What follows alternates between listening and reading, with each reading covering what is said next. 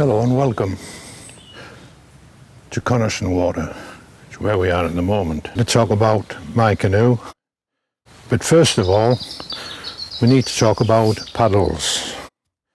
Paddles come in all shapes and sizes, different materials, aluminium, plastic, the lot.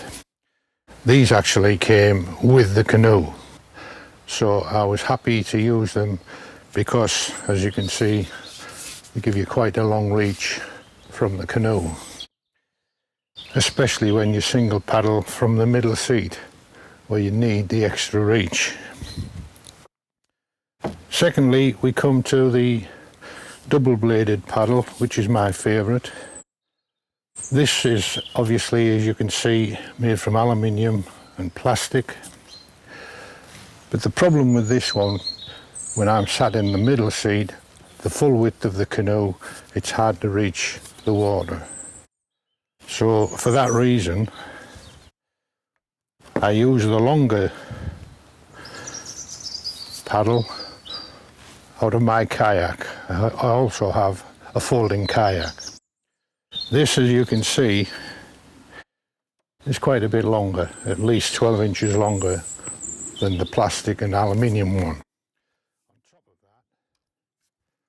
It comes in two pieces. It's called a split paddle for easy transportation and packaging, this sort of thing. So this, without a doubt, is my favourite paddle for my canoe.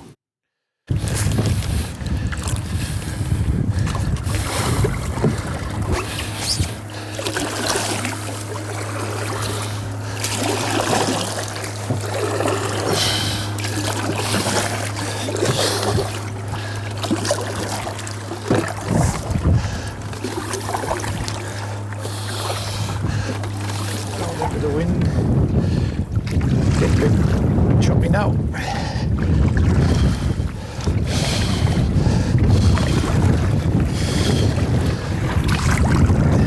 No problem at all into the wind with the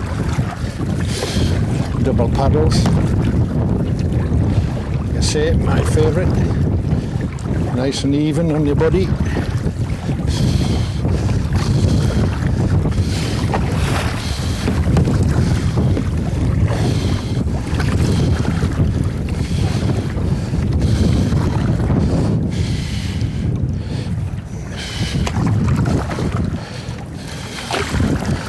As you can see, it's quite comfortable using the double paddle.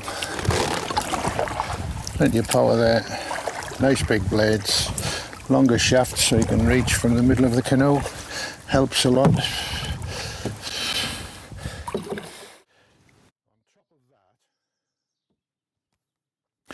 We also have some oars.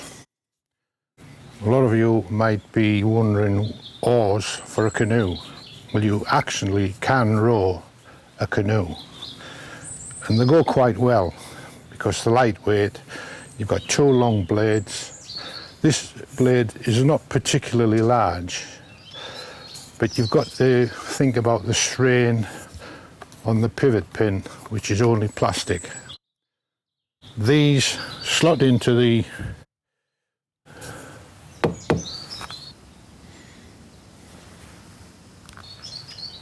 piece that's fastened to the side of the canoe. It's called a rowlock for you to be able to paddle a canoe. So there's two of those as well. That's made possible by this little gadget here, which, as you can see, fits very nicely under the side of your canoe, enabling you to put your rowlock in there and row your canoe. Very good idea, that. These can be purchased from any good channelers that sell canoes. Probably have all the equipment. If you can't find them there, you should be able to find them on the internet with no problem at all. Good idea, just as a standby. One of the things I like about the double paddle and the oars is When it gets windy on the water in a canoe, you're a bit like a feather, you're blown about all over the place. But you can get a lot more purchase with the double paddle and keep your nose into the wind. Because if you're going head on to the wind, all the wind wants to do is turn your canoe to that side or that side. You have quite a job keeping it in the middle.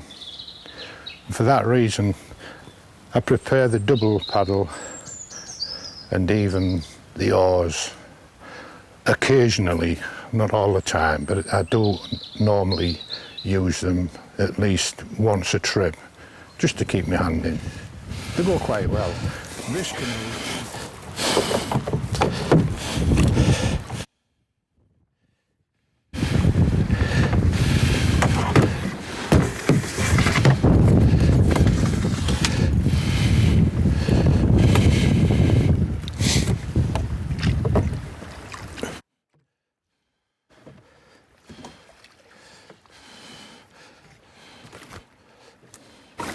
See how much more manoeuvrable it is with the oars.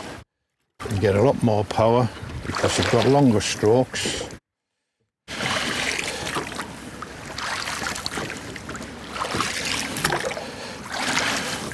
They go quite well with oars, canoes. Very light, the paddles, or the oars, shall I say. And you can crack on.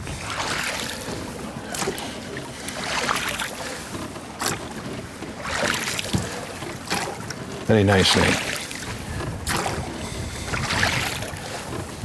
The oars, we go quite a lot swifter and smoother.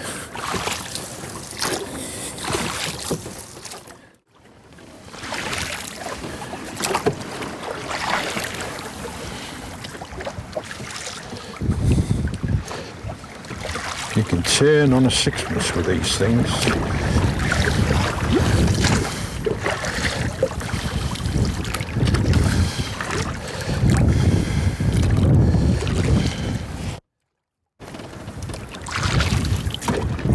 Notice we're now going the other way.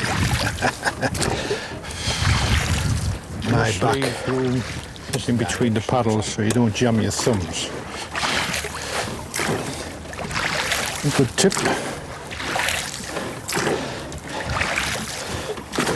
There's no problem with a pair of oars. I prefer them actually, they're comfortable to use. And you seem to cover a lot more ground.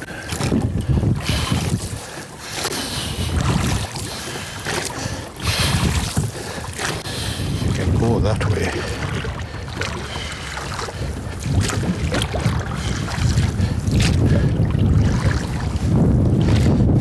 Versatile paddles, or oars shall we say.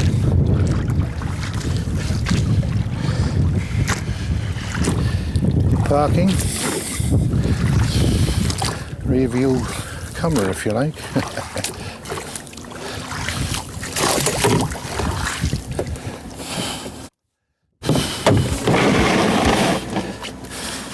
This, folks, is the most easiest, convenient way to get your canoe and its equipment to the water.